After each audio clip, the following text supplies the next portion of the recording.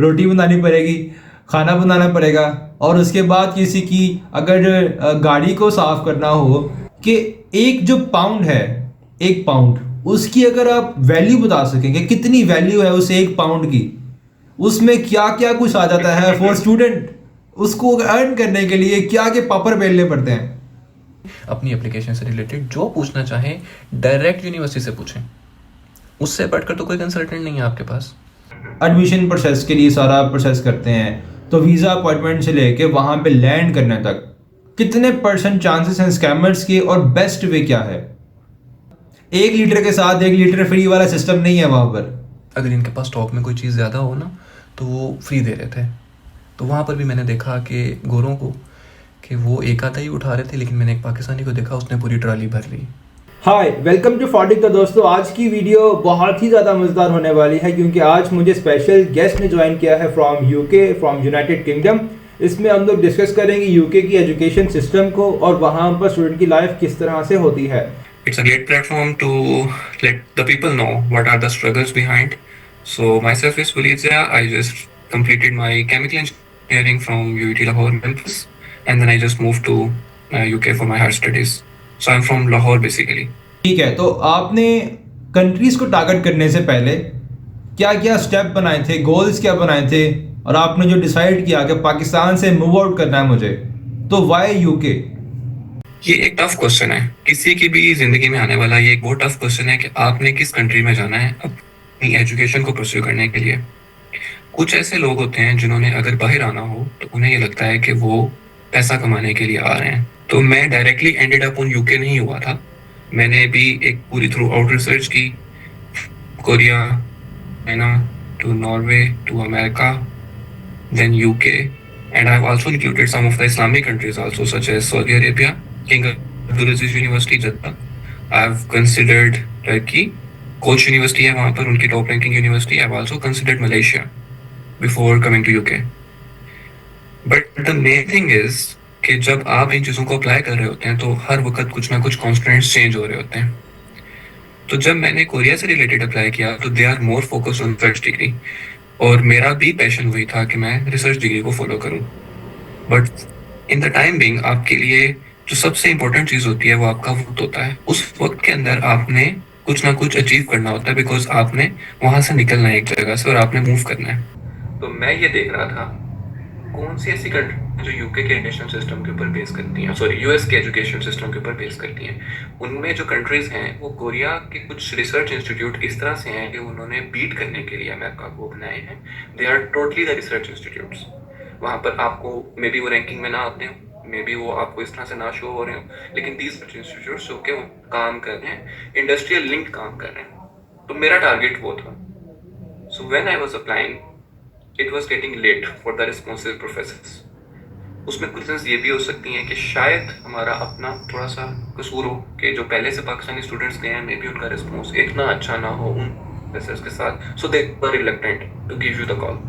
अगर उनके पास funding available है तब भी वो आपको बताने से रिलक्टेंट थे। So the time was passing by. तो मेरे ये प्लान में नहीं था, क्योंकि I was thinking just to focus on my studies. मुझे ये चीज़ नहीं रिक्वायर्ड थी कि इसे हम सोचते हैं कि वहाँ जाके बर्तन धोने पड़ेंगे और वहाँ जाकर आपको बहुत ज़्यादा ऐसे काम करने पड़ेंगे कि आपको अपनी फीस मैनेज करनी है obviously.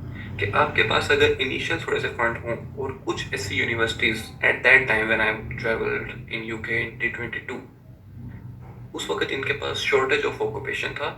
They just recently done the Brexit. इन्होंने वहाँ पर जो भी इनके पास एक शॉर्टेज ऑफ लेबर भी प्रोड्यूस हुई और शॉर्टेज ऑफ स्टूडेंट्स भी प्रोड्यूस हुए, इन्होंने उस चीज़ को, स्टूडेंट्स को हायर कर उस गैप को पूरा करना था। तो चांसेस ज़्यादा बढ़ गए। तो मेरे पास जो फंडिंग थी उससे रिलेटेड जो यूनिवर्सिटीज़ थी फिर वो यही थी कि यहाँ पर मैं आ सकता। तो आपने क्या सोचा था यूके में आपको कौन कौन से काम करने पड़ेंगे पाकिस्तान से आने से पहले? मुझे ये था कि मुझे बर्तन धोने पड़ेंगे, मुझे नहीं धोने थे वो बर्तन। तो मैंने बस यही सोचा कि बस बर्तन नहीं धोने, बाकी मैं रोटी एक खा लूँगा, लेकिन मैं ये काम नहीं अभी यहाँ पे आके करूँगा। क्योंकि आपको जो डायनामिक्स होते हैं पाकिस्तान में मौजूद वो टोटली डिफरेंट होते हैं। जब आप यहाँ पर आते हैं उनसे तो टोटली डिफरेंट होते हैं आपके। तो वो यहाँ आकर ही पता चलता है कि आपको क्या करना होता है और उसके लिए आपको जो पे मिलेगी वो कितनी होगी।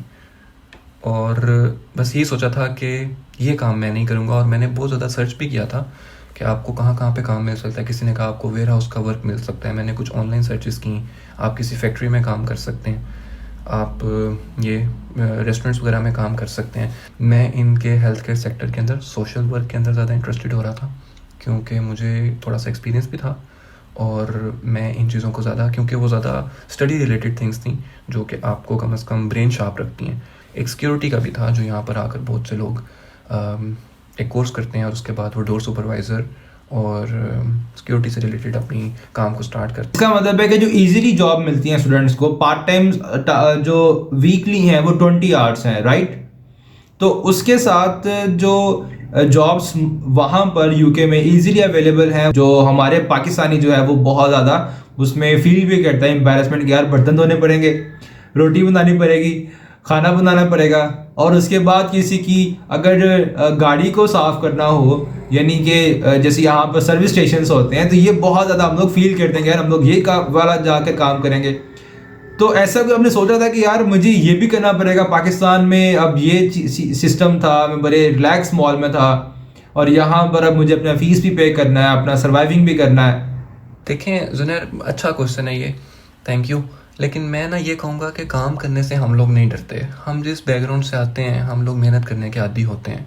हमें डर लगता है आपको मिसयूज़ करने से, आपके साथ जब काम लेके आपको पैसे ना दिए जाएं, या आपको उतनी उजरत ना दी जाए जो आप डिज़र्व करते हैं। काम करने से हमें कोई मसला नहीं, हम सोच के आते हैं। जब हम अप्लाई करते हैं ना, हम ये चीज़ें सोच कर आते हैं कि हमने काम करना है, वहाँ जाकर हमने अपना आप भी सपोर्ट करना है। अपना जो लोन लेकर आए हैं, फॉर एग्जांपल अपनी इनिशियल डिपॉजिट जो आप पे करते हैं, हमने वो भी करने होते हैं। तो हम सोच कर आते हैं, हमें काम करने में कोई मसला, कोई तकलीफ़ नहीं होती। इशू तब होता है जब आप किसी ऐसे बंदे के हाथ में लग जाते हैं जो आपको एक्सप्लॉइट करता है। तकलीफ़ तब होती है बिकॉज आपका महीना गुजर जाएगा, आपने रेंट भी देना है, आपने खाना भी खाना है, आपने बिल्स भी देने हैं, आपने फ़ीस को भी निकालना है। तो आपके पास बहुत ज़्यादा ऑप्शंस जो हैं, वहाँ आकर आपकी मेंटल हेल्थ जो है वो डिस्टर्ब हो जाती है। आप किसी भी कंट्री में जाएं, आप यही फोकस करें कि आपने काम करना है वहाँ के लोगों के साथ। मुझे इंग्लिश हो सकता है ना बोलनी आती हो, लेकिन मैं उनके साथ काम करूँगा ना, मुझे टूटी फूटी इंग्लिश अलिफ बे आ ही जाएगी, तो मैं बोल लूँगा। लेकिन अगर मैं काम करूँगा उसी स्टाइल के अंदर, तो फिर आपके पास जो ऑप्शंस हैं वो बहुत ज़्यादा लिमिटेड हो जाती हैं। आप अपने ऊपर खुद ही स्ट्रेस के लेवल को बढ़ा लेते हैं। यहाँ पर दो तरह से काम हो रहे हैं। Sometimes people are working on a 20 hours based which is a designated hours by the government. आपके रिस्ट्रिक्शंस है वीज़ा की कि आप इतना ही काम करेंगे, और उसके ऊपर एक सर्टेन अमाउंट ऑफ पे है जो कि पर आवर आपको दी जाती है। इसके अलावा majority are working cash in hand, जो कि अंडर द टेबल समझ लें, या जो कि इलीगल है, लेकिन लोग करते हैं उस काम को भी, और उस काम को बहुत ज़्यादा किया जाता है। और वो काम बहुत से ऐसे लोग यहाँ पर आपको करवा रहे हैं जो यहाँ के नेशनल्स ना होंगे, और सॉरी नेशनल्स होंगे, ब्रिटिशर्स नहीं होंगे, देसी होंगे जो यहाँ के नेशनल्स होंगे, और उनके रेस्टोरेंट्स खुले हुए हैं। So people are working with them also, और उनके साथ काम करके आप वो जो एक सर्टेन अमाउंट गवर्नमेंट ने सेट की हुई है, आप उससे कम अमाउंट के अंदर वो आपको पे कर रहे होते हैं। और चूंकि वो रिकॉर्ड में नहीं होती, तो वो आपको पे करें या ना करें, फिर आप फंस जाते हैं उस बंदे के पास। तो ये चीज़ आपके लिए बहुत ज़्यादा मेंटली तौर पर आपको डिस्टर्ब करने के लिए काफ़ी होती है। आफ्टर 2022 लैंड हुए थे यूके में, तो आपकी एजुकेशन वहाँ पर क्या थी, यूनिवर्सिटी कौन सी थी, और आपने यूनिवर्सिटी को चूज़ कैसे किया था? मैं जो रिकमेंड करूँगा, बेसिकली मैं लोगों को जो फिर इन्फॉर्मेशन देना चाहूँगा, choose the best university you can. Best university के लिए जो इंडिकेटर्स हैं आपके पास, किन की रिसर्च रैंकिंग बेहतर है, कौन सी यूनिवर्सिटीज़ हैं जिनका इम्पैक्ट बहुत अच्छा है, जिनके बाद ग्रेजुएट रेशियो बहुत बेहतर है जॉब हायर करने की, जॉब सिक्योर करने की। विद इन 6 मंथ्स देख लें कि ग्रेजुएट होने के 5-6 महीने के बाद वहाँ के ग्रेजुएट्स ने किस किस जगह पर जॉब की। ये वो की इंडिकेटर्स हैं। मेरा ख्याल है कि आपको क्यूएस रैंकिंग से ज़्यादा चाइना एक रैंकिंग इशू करता है, आप उसको देख सकते हैं। वो ज़्यादा बेटर तरीके से इन चीज़ों के ऊपर फोकस करती है। टाइम्स हायर एजुकेशन भी इस चीज़ के ऊपर फोकस करती है, इम्पैक्ट रैंकिंग के ऊपर। तो अगर आप उन रैंकिंग्स को देखें तो जाएं जिस जगह पर आप बेहतर जा सकते हैं, टॉप क्वालिटी इंस्टीट्यूट्स में जा सकते हैं, if you can afford now. ये है सेकंड मेन फैक्टर, कि जब आपने यहाँ पर आकर काम करके अपनी फ़ीस देनी है, तो आपको वहीं जाना चाहिए जिसकी फ़ीस आप दे सकें, जिसके लिए आप मेंटली तौर पर स्ट्रेस ना हो। आपको पता हो कि या आप मैनेज कर लेंगे, या आपके बैकग्राउंड, आपके घर में इतना पैसा है कि in case due to some reasons आप नहीं उस चीज़ को अफोर्ड कर सकते, तो आपके घर वाले आपको सपोर्ट करें। अदरवाइज़ ये जो मेन यूनिवर्सिटीज़ हैं जो मैं आपको बता रहा हूँ, शायद आपको पता हो या बाकी लोगों को भी पता हो कि जो रसल ग्रुप है बेसिकली वो यहाँ पर वो यूनिवर्सिटीज़ का बंच ऑफ यूनिवर्सिटीज़ हैं जिनका आपस में कोलैबोरेशन है बेहतर रिसर्च डेवलप करने का। यहाँ के जो बेहतर इंस्टीट्यूट्स हैं जिनके अंदर Oxford, Cambridge, Imperial College London, University College London, Queens University, Queen Mary University London, ये शेफील्ड यूनिवर्सिटी, लीड्स यूनिवर्सिटी, ये तकरीबन अबाउट 24 यूनिवर्सिटीज़ हैं। अगर तो आप इन इंस्टीट्यूट्स में जा सकते हैं, well and good, go for it, जाएँ यहाँ पर आप। और अगर नहीं जा सकते फिर तकरीबन सारी यूनिवर्सिटीज़ तकरीबन एक लेवल के ऊपर आ जाती हैं। जब आपकी सीवी के अंदर ये लिखा हो कि आपकी डिग्री यूके की है और आपके अंदर टैलेंट है, so they will not consider from which institute you just graduated, वो आपको उसी तरह से कंसिडर करेंगे। अगर आपने डिफरेंस क्रिएट करना है तो वो अच्छे इंस्टीट्यूट है, और अगर नहीं कर सकते तो फिर चूज़ द वन जिसकी फिर इस तरह से इम्पैक्ट्स अच्छे हों कि जो रिनाउंड भी हो, लेकिन लेवल उन सबका तकरीबन एक तरह से वो लेवल सबका सेम हो जाएगा। तो चूज़ वो करें जो आप अफोर्ड कर सकें, जो आपको यहाँ पर आकर परेशानी ना कॉज करें, क्योंकि आपको आके बहुत सी ऐसी कह लें कि ऐसी सिचुएशंस का सामना करना पड़ सकता है जो आपके लिए अच्छी नहीं है। उनमें मेन रीज़न यही होती है आपको फाइनेंशियली बर्डन फेस करना पड़ सकता है। बहुत से स्कैम्स हैं, घरों के अंदर भी हैं, आपकी जॉब के ऊपर भी हैं, आपकी सैलरी से रिलेटेड भी हैं। तो वो सारी चीज़ें इतनी ज़्यादा आपके ऊपर पाइल अप हो जाएंगी कि आपको समझ नहीं आएगी कि आप क्या करें। और अगर इन केस आपके घर वाले भी आपको अफोर्ड नहीं कर सकते तो यूके ने ना बहुत ज़्यादा रूल टफ कर दिए हुए हैं इस चीज़ के हवाले से।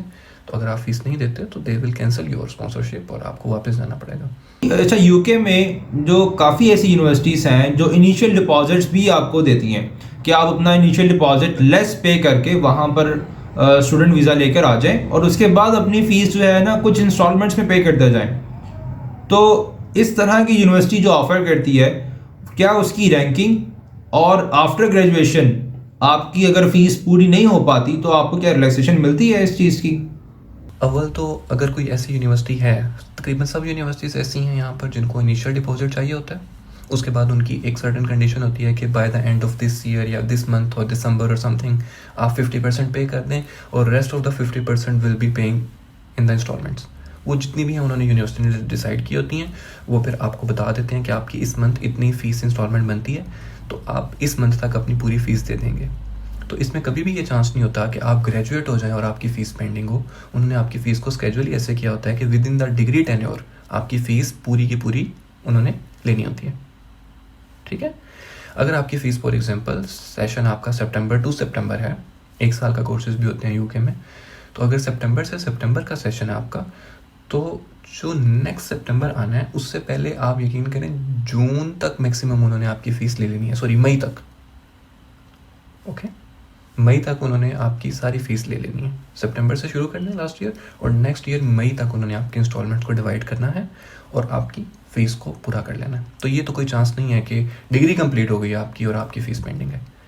पहले ऐसा होता था कि जैसे लोग, अभी भी कुछ जगहों पर ऐसा हो रहा है कि जैसे आपको मैंने कहा मई तक उन्होंने आपको इंस्टॉलमेंट्स का चांस दिया हुआ है, लेकिन आप चूँकि स्ट्रगल कर रहे हैं तो ये भी अंडरस्टैंड करते हैं इस चीज़ को कि यहाँ पर महंगाई भी बढ़ गई है, यहाँ पर भी इन्फ्लेशन के इशूज़ हैं और यहाँ पर भी जॉब बहुत लेस हो गई हैं, तो आपके पास जो ऑप्शंस हैं वो बहुत कम होती हैं। तो ये इस चीज़ को अंडरस्टैंड करते हैं, तो आप अपनी इंस्टॉलमेंट्स को थोड़ा सा कट डाउन करके आप बढ़ा लेते हैं कि यार मेरी डिग्री चलो सितंबर तक है, I will be here till September, तो बजाय आप मई तक मुझे बाउंड करें, आप मुझे जून जुलाई भी दे दें।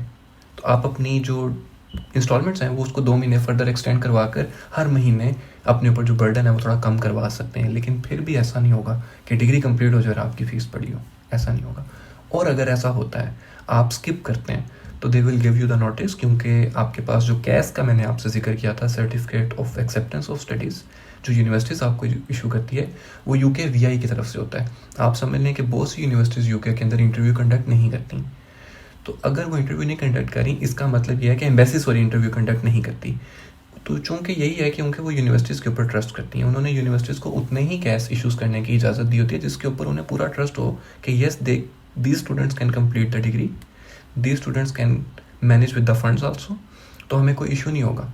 तो अगर ऐसा नहीं होता तो यूनिवर्सिटी के पास तो हर चीज़, आपकी एक डेट ऑफ बर्थ की रिक्वायरमेंट होती है, यहाँ पे आपका सारा डाटा उनके पास मौजूद है, वो उसको आपको वार्न करेंगे और फिर वो यूकेवीआई को बता देंगे कि this student is not even appearing to the university. बहुत से स्टूडेंट्स यहाँ आकर बस काम करते हैं, यूनिवर्सिटीज़ में नहीं जाते, ये नहीं आ रहा है, इसकी अटेंडेंस इतने % से लेस है, ये अब हो गया है रूल, पहले इतना नहीं था अब हो गया है। तो एक ये आ नहीं रहा और दूसरा इसकी फ़ीस नहीं आ रही, तो वो आपका वीज़ा प्रोवोक कर देंगे, because university is your sponsor at the moment. तो यूनिवर्सिटी के साथ आप इस तरह का खिलवाड़ नहीं कर सकते। अपने फंड्स को देख कर आएँ, अपने आप को फोकस करके आएँ।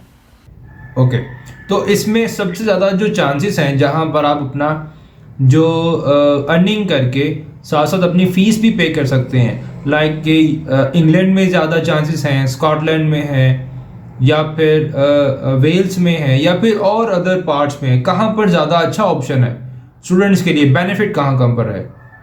देखें, मैं अगर हम देखें यूके की जानिब, तो यूके एज अ होल जो है 4 कंट्रीज़ के ऊपर है। स्कॉटलैंड है, वेल्स है, इंग्लैंड है, नॉर्दर्न आयरलैंड भी है उसमें।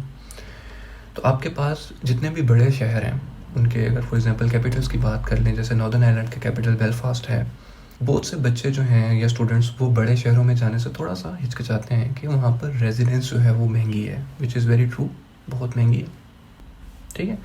और जो पे मिल रही है, मेन थिंग जो आपने बात की है, पूरे यूके के अंदर इक्वल है। जो आपको पर आवर पे मिलेगी, वो जो मैं यहाँ पर मैं रह रहा हूँ योर्क्स वाली साइड पर, यॉर्कशायर मिडलस्ब्रो में, जो पर आवर पे मेरी है वही पर आवर पे बर्मिंघम मैनचेस्टर में भी है। तो जब आप ये देख रहे हो कि आपको कौन सी यूनिवर्सिटी में जाना है, तो आप ये भी देखें कि आप वहाँ के यूनिवर्सिटी के एक्सपेंस मैनेज कर सकते हैं कि नहीं, और कोशिश करें कि आप जो उनकी लीगल जॉब्स हैं, फॉर एग्जांपल जो कि आपके नेशनल इंश्योरेंस बेस्ड जॉब मिलती हैं आपको यहाँ पर, आप वो करें ताकि आपको मिनिमम वेज जो सेट की गई है वो दी जाए, और आपका नाम रिकॉर्ड्स में हो कि आप थ्रू प्रॉपर चैनल जिसमें आप टैक्स भी पे कर रहे होते हैं और आप कमा भी रहे होते हैं, आप उसको काम करके कर लें मैनेज। उसमें फिर आपको 20 आवर्स अलाउ होते हैं। आप 20 आवर्स का कॉन्ट्रैक्ट समटाइम होता है, समटाइम नहीं होता, समटाइम आपको 16 आवर्स मिल रहे होते हैं, समटाइम आपको ऐसे आवर्स मिलते हैं कि आपकी शिफ्ट जो है यहाँ पर 12 आवर्स शिफ्ट है यहाँ पर, तो आपको एक ही शिफ्ट कर सकते हैं, क्योंकि दूसरी करेंगे तो वो 24 आवर्स हो जाएंगे, तो वो आपकी स्टूडेंट वीज़ा रिस्ट्रिक्शन को ब्रीच करते हैं। तो वो आपको अवॉइड करनी चाहिए वो चीज़ें कि जो आपके वीज़ा रिस्ट्रिक्शंस को ब्रीच करें, क्योंकि जहाँ कहीं यूके को मौका मिला कुछ भी चीज़ कैप्चर करने का, तो वो उनका अपना मुल्क है, वो आपके लिए दरवाजे बंद कर देंगे, उन्हें फ़र्क नहीं पड़ेगा कि आप यहाँ पे रहते हैं या नहीं रहते, ठीक है। जब उन्हें ज़रूरत होगी वो आपके लिए दरवाजे खोलेंगे, जब उन्हें नहीं होगी वो बंद कर देंगे। अच्छा, मुझे ये बताएं कि जो स्कैमर्स हैं वहाँ पर यूके में, फॉर इंस्टेंस आपका एजुकेशन सिस्टम से लेके जैसे पाकिस्तान की बात करूँ, यहाँ पे कंसल्टेंट्स बैठे हुए हैं, वो कहते हैं कि हम आपका एडमिशन करवा देते हैं, इतना आपका स्कॉलरशिप है, इतना आपका फ़ीस पे बैक आपने करना है इतने टेन्योर के बाद, और अगर आप खुद एडमिशन प्रोसेस के लिए सारा प्रोसेस करते हैं तो वीज़ा अपॉइंटमेंट से लेके वहाँ पे लैंड करने तक कितने % चांसेस हैं स्कैमर्स के, और बेस्ट वे क्या है? One of the most good question, ये भी बहुत अच्छा है, क्योंकि मैं वही पर्सन हूँ जिसने अपना सब कुछ खुद किया था, और इसीलिए किया था कि मैं अगर कोई मुझसे पूछे तो मैं उसको बता सकूँ कि ये चीज़ अगर मैं कर सकता हूँ तो सब कर सकते हैं। इसमें कोई ऐसी बड़ी बात नहीं है कि आपको कंसल्टेंट्स के पास जाना पड़ेगा। मैं रिकमेंड भी यही करता हूँ।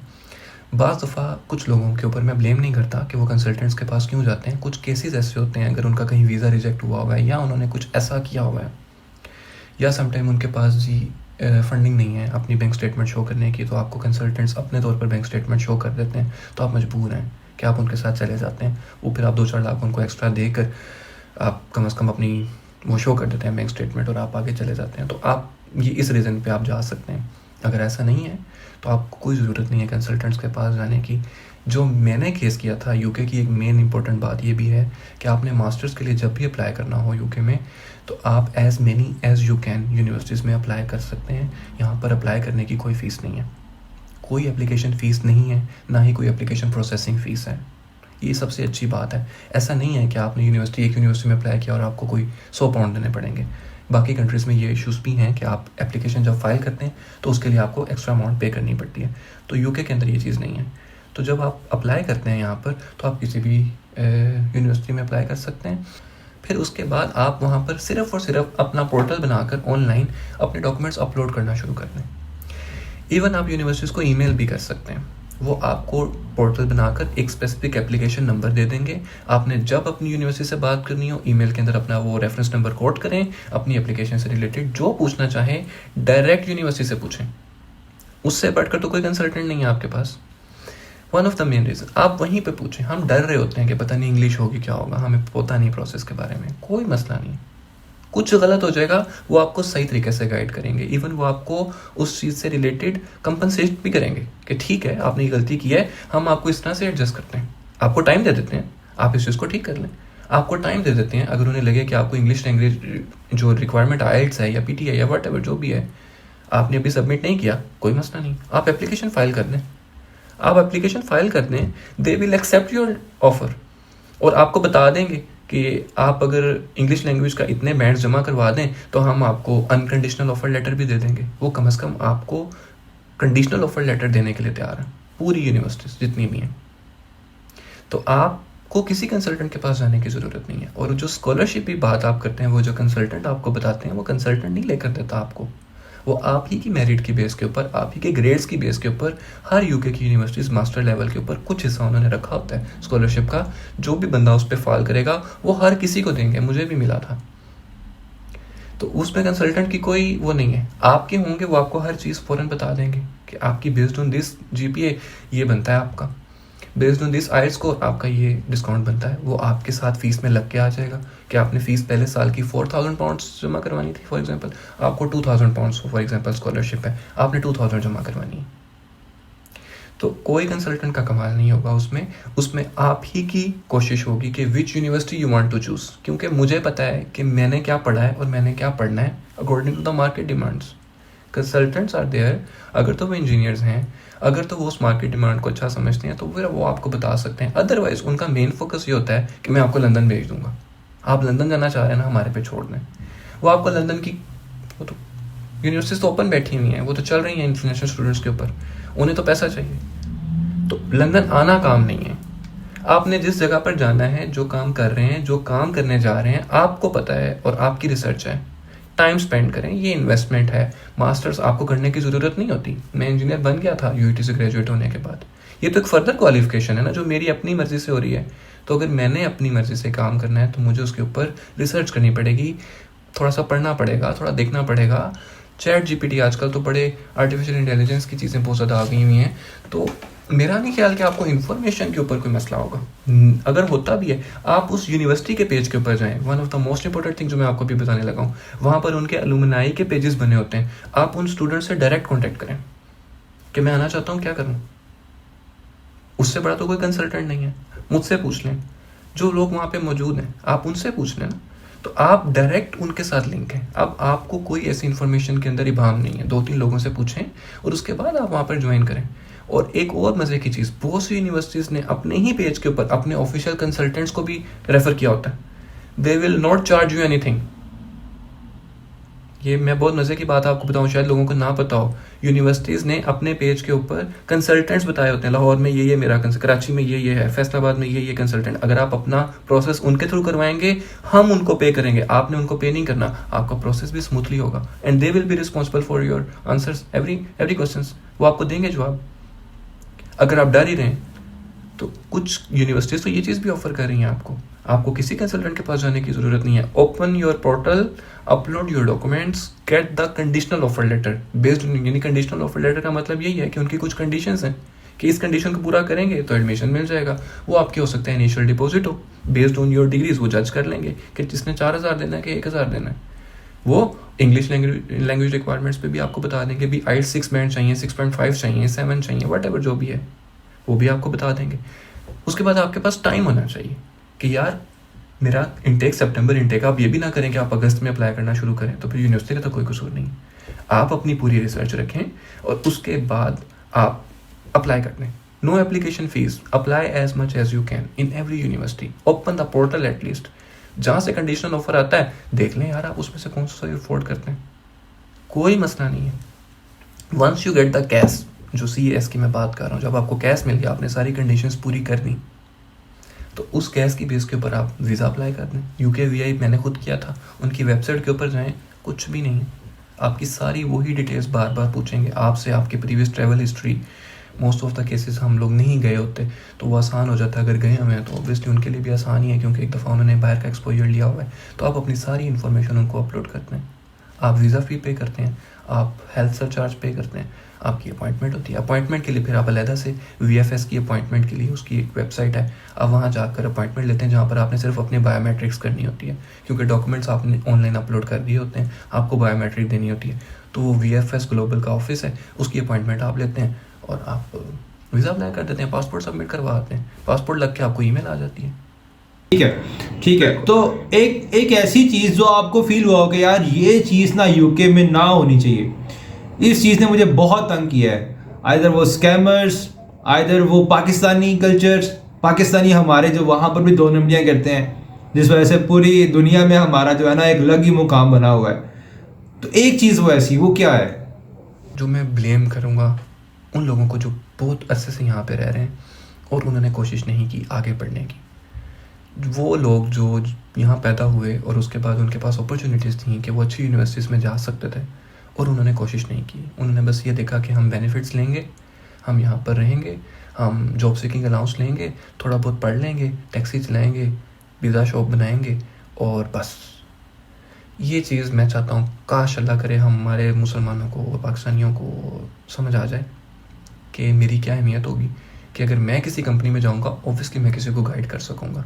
तो मुझे बहुत दुख होता है कि one of the major community in UK is Pakistanis. Even सबसे ज़्यादा पाकिस्तानी होंगे अगर कम्युनिटी वाइज बात की जाए, लेकिन बहुत कम ऐसे होंगे जो अच्छी पोस्ट पे बैठे हुए हैं कि हम जिनको अप्रोच कर सकें।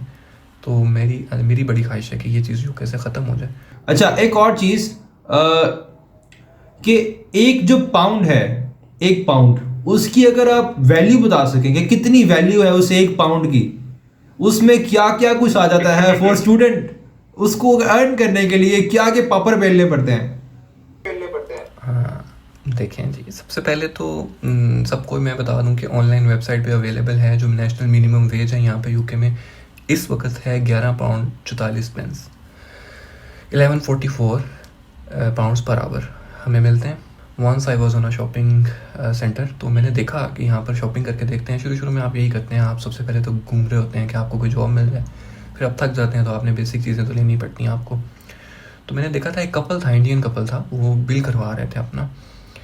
तो मैंने देखा उन्होंने बहुत बड़े बड़े 2 बैग शॉपर हैंड कैरीज भरे हुए थे उनके पास। सो मुझे लगा कि भाई अच्छा खासा जो है ना इनका वो हो जाएगा बिल। लेकिन जब मैंने सुना वो कैशियर को कहते हुए कि 17 पाउंड प्लीज़, तो मैं हैरान हुआ कि 17 पाउंड में काफ़ी चीज़ें हैं। अगर मैं उस वक्त जो वेज रेट था वो 8.9 वेज रेट था, तो मैंने देखा कि it's just a matter of 2 hours, मेरी 2 घंटे की काम में like I can afford this much. तो ये चीज़ मुझे एक अच्छी भी लगी कि हाँ ये हो सकता है, आप कर सकते हैं in case if you are working properly. क्योंकि पहले आपको 1 पाउंड के अंदर दूध मिल जाता था, तकरीबन जो 3.4 लीटर्स मिल्क की बोतल है वो मिल जाती थी 1 पाउंड 70 पेंस की, जो कि अब थोड़ी सी बढ़ के 2 पाउंड 15 पेंस की हो चुकी हुई है। अब दिखा दें उसको ना कि 1 पाउंड, इसमें अगर आप फ्रूट्स बाय करें, कॉइन चले, आप उसमें फ्रूट आ सकते हैं, कौन कौन से फ्रूट, क्योंकि मैं देख रहा था बहुत ज़्यादा चीज़ें इसमें आ सकती हैं 1 पाउंड में ना। देखा जाए तो 6 केले जो हैं वो समटाइम्स 50 पेंस के भी होते हैं, आपके पास टमाटर भी हैं समटाइम अंडर पाउंड। यहाँ पर पूरी एक शॉप है 1 पाउंड लैंड, जहाँ पर अराउंड 1 पाउंड की चीज़ आगे रिवॉल्व करती हैं चीज़ें 1 पाउंड के आसपास, बहुत सी ऐसी चीज़ें। मैं वैसे अभी कल ही कुछ फ्रूट्स की शॉपिंग करके आया था, जिसमें मैंने कुछ अमरूद लिए हैं, 6 किलो लिए थे, एक अनार था, कुछ केले थे, कुछ सेब थे, कुछ अंगूर थे, कुछ चेरीज़ थी और एक और चीज़ भी थी, तो मेरे 12 पाउंड लगे थे तकरीबन। बाकी ज़्यादातर जितनी भी चीज़ें हैं, जैसे किन्नू है, मैं दिखा देता हूँ आपको, जैसे किन्नू है ये इस साइज़ का है, तो जो ये मोरक्को का है, तो इनकी बहुत ज़्यादा चीज़ें जो हैं वो बेस करती हैं आउटसाइडर जिन्होंने इंपोर्ट की होती हैं। तो फिर भी इंपोर्ट करने के बाद भी ये आपकी आवाम की पहुंच में है कि you can afford to have a good meal और गुड फूड और फ्रूट्स और एवरीथिंग। 1 लीटर के साथ 1 लीटर फ्री वाला सिस्टम नहीं है वहाँ पर, नहीं ओ यह आपने जब मशहूरी करनी हो ना अपनी, तो फिर आप इस तरह से करते हैं। अदरवाइज़ ये हो सकता है समटाइम मैंने ये देखा था, अगर इनके पास स्टॉक में कोई चीज़ ज़्यादा हो ना, जैसे लास्ट टाइम मैं गया था, अभी सर्दियाँ स्टार्ट हुई तो मैं वैसे गया ना, तो उन्होंने वहाँ पर अंडे रखे हुए थे, तो वो तकरीबन 15 अंडों का पैक मिलता है हर तरह से मिलता है, डिफरेंट रेंजेस में होते हैं, फ्री रेंज एग्स भी होते हैं, सब कुछ होता है। तो वो फ्री दे रहे थे। तो वहाँ पर भी मैंने देखा कि गोरों को कि वो एक आधा ही उठा रहे थे, लेकिन मैंने एक पाकिस्तानी को देखा उसने पूरी ट्राली भर ली। तो ये होता है।